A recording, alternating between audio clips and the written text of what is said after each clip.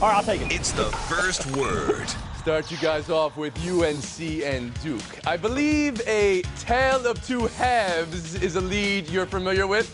I think I've read that 500 times or so from you guys. True last night. Heels looking sharp early, and then Nolan Smith and Seth Curry carrying Duke late. It was a 16-point come-from-behind victory. How big was it for the defending champs, Bob Ryan? Well, you know, they were that stench from that St. John's game still hanging around that program. They had to go out and beat a good team, and they ran into a real buzzsaw in the first half. Here's why it's important, though. Number one, they showed that they got more than just Smith. Singler had a bad night, and they won the game. Why? Because Curry came off the bench with a big game. Number two, they're going nowhere in the tournament if those Plumlee brothers don't assert themselves the way they did in the second half. On the boards, after getting killed in the first half by Messrs. Henson and Zeller. So I would have to say all around, it was a good and very important game for Duke. Bob, we knew Duke was going to be in the Sweet 16. We didn't know UNC is going to be in it, but maybe they are now. That was a big night, a bigger night for Duke. I mean, for UNC than for Duke. UNC 16-point lead at the hardest place to play in America. They have this new point guard, freshman point guard, Kendall Marshall was huge for them. Zeller was huge inside. They outscored Duke in the paint 48-24, UNC did. Again, this is a team that's coming around. They won 5 straight games before last night. I think this is a team that could just be reckoned with in the tournament, and they showed it last night. I think it was a bigger game than either one of those teams for Sonya Curry, who got more face time than anybody else.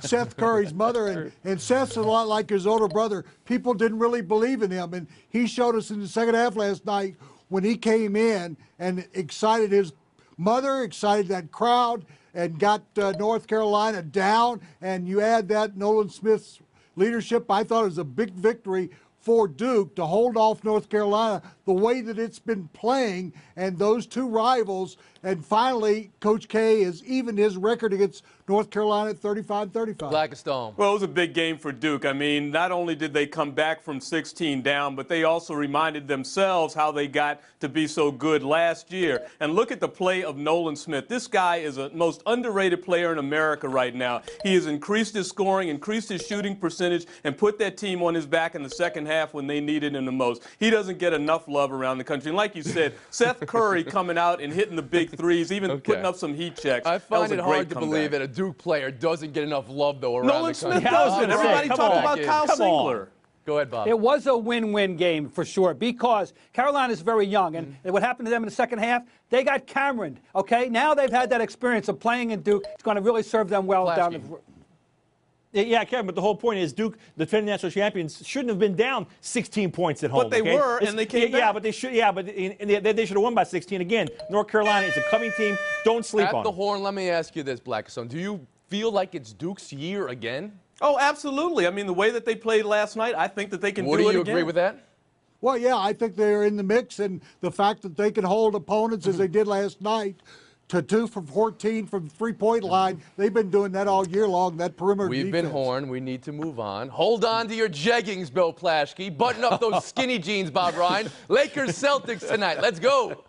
Amidst all the trade talk and the cold spell, another opportunity for L.A. against one of the best teams in the league. They're 0-5 versus the top 4 so far. For the C's, they have a starting 5, but not much more than that fit for action tonight. How big of a game is this, Plaschke? Well, Tony, they're already starting to light the candles outside my gated community here. People are going crazy. This is a must win for the Lakers. They're 2.5 games behind the Celtics, you know, for home court advantage. If they meet in the finals, absolutely. Because the Lakers believe that if they don't have home court against the Celtics in the finals, they will not beat the Celtics in the finals. Even Kobe Bryant has said the Celtics are the best team in the league they played so far. They were embarrassed here at home. This is their one chance to get them with Shaq out, with O'Neal out. This is their chance. They were a little bit weak up front. Also, with all the Andrew Bynum trade talk, they really need Andrew Bynum to come up and have a big game for them tonight. This is huge for them for the rest of the season. Well, Plaschke can say it's must win for the Lakers, but it's can't win for the Lakers because this is such an important game for the Boston Celtics. They're still in a fight in the Eastern Conference with Miami and Chicago. And you look at those teams around there, they've got to prove that they can hold home serve advantage and against the Lakers. And the Lakers are 0-5 against the top 5, and the Celtics want to dominate tonight. As you mentioned, serious injury problems. If their big three, I think, will come through. This is a big game for the Celtics to prove not only they could win in L.A., they could again beat the Lakers in the middle of this long Kevin trip. Blackistone. at But home. Woody, there are no questions surrounding the Celtics. No one is talking about that team being in disarray. No one is talking about them falling from their perch. Everyone is saying that about the Lakers. That's where all the drama is all of a sudden shifted. It's not in Miami anymore. It's in Los Angeles. Andrew Bynum, if he doesn't get it done tonight, those trade rumors are going to go off the absolute charts. Are you kidding me? So this is all about the Lakers tonight. They better win Bob this Ryan. game. Yeah, the Celtics get a pass tonight. They're missing 3 subs, if you call Shaquille a sub. They have no backup whatsoever for Paul Pierce. This is the game the Lakers have to win. And they do have to win this game because of all the reasons that have been said in front of me. But here's what I think for the Lakers. Look, this is analogous to like the NFL, Week 14, Week 15. What team absolutely needs the game more? And there's no question it's the Lakers. So I think the Lakers, and if they Let's don't go win back tonight, to that's Plaschke. big problems. Yeah, Bob, and Bob's exactly right. I think the Lakers, the problem is if they don't win, what happens now? They go to New York, then they go to Orlando on this trip. It's a 3-game stretch that that's could very what I well want determine to- whether Bynum gets traded or not. Exactly. That's what I want to ask. Do the next couple of games really factor in their pursuit of Carmelo, in your opinion, Woody Page? Well, no, Carmelo's not going there. They don't want to give up Bynum, and the Nuggets are not going to give up Carmelo there. I think what's important to the Lakers on this trip is to hold off the Thunder, who have crept to within 2.5 games. That's why it makes it so critical. But if they lose the next 3 games, You're think right, Tony, maybe you're right, more you're right. motivation. Go ahead, Plaschke. Yeah, Tony, you're absolutely right. I believe that a lot of Laker people are waiting to see what happens this weekend. And if they lose these 3 games, it's like, hey, if we can't win with Bynum, why not try Bob to win without Ryan? him? And they absolutely have a better chance to win the 2011 championship with Bynum than with Melo. Sorry.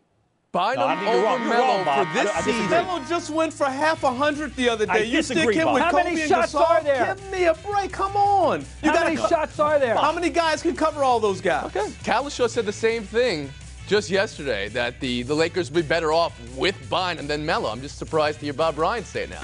I thought it was just Kalisha. They have a better record without Bynum right now than they do with Bynum this year. Period. We've been horned. Period.